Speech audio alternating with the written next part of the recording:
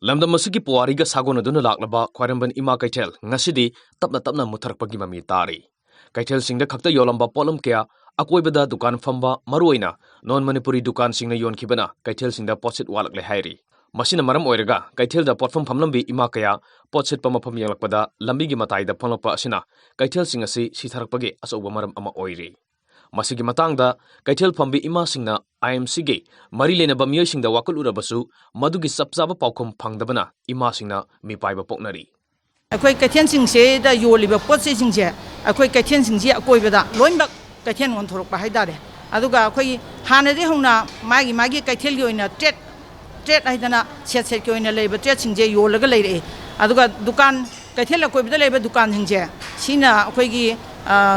Kaithel hungi mengda anina piombamni aduga amana nga amana masing wahi yombamni haiba Kaithel anisda piombam Kaithel anisda yoliba potsina kamai tawgi haida akoi akoibida leba dukan singje akoi nan manipuri dukan singsina sahi amani gi mamangdigi haidare Kaithel se yoliba pot khudimak moina loina pasalakwa akoi gi lamdam sigi nat ki adagi akoi gi matam gi chanaba haidare rani pigumba muga sugumba si moina moigi akoi gi design si lawraga moigi asomda machine na saraga haidare Panek marak se double marak saraga chapkhairaga adagi mei churaga sumaina thadorpa moina punna admai tawgina adagi lamma topa khoi mapalam dagi haidare beparai sila aga khoi Kaithel mung je poche silap tamo tamda Kaithel gi imai ben mayam se gi mi 30 muktai punsalaga kangal lobala azu mopak pidak bala labula azu sorat ki deba kamagi la azu Kaithel dai mi mari nga pullaga admai tharam jingje hujik chaplepa dukan singna loina hural tumin loina punna thaba haidare sina maram warga Kaithel se asuki matik Pambi na balik taban nomi sum kulangang kaukta ba adai paisa yaukta gadi kanana no Kaithel se matam changda sum phammaga le toise ngasi haiban misidagi moina yoliba ima Kaithel manungda yoliba khoi iyongi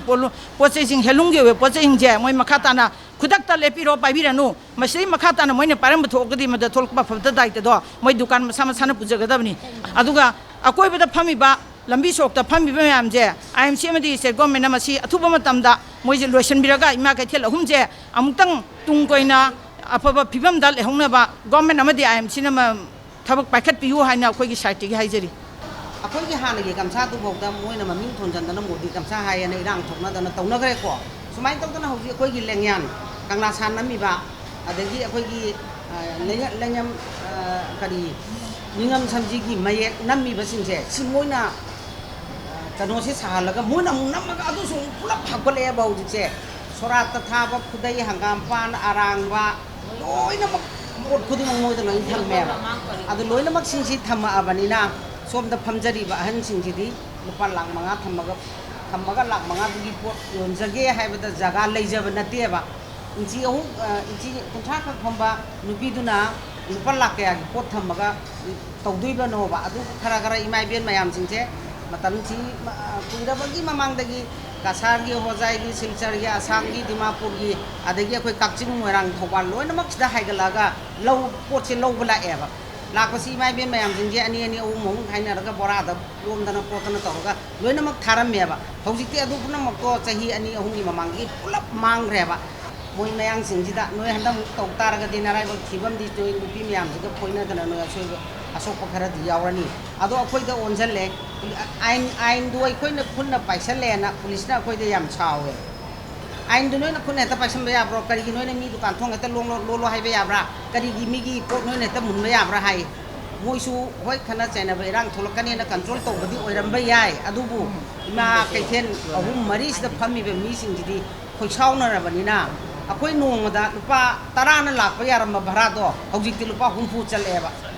lupa humpu ne ba khoina nongmagi tinga lai se sidai da khoina lupa yang khaya ma chama ma bo tong dana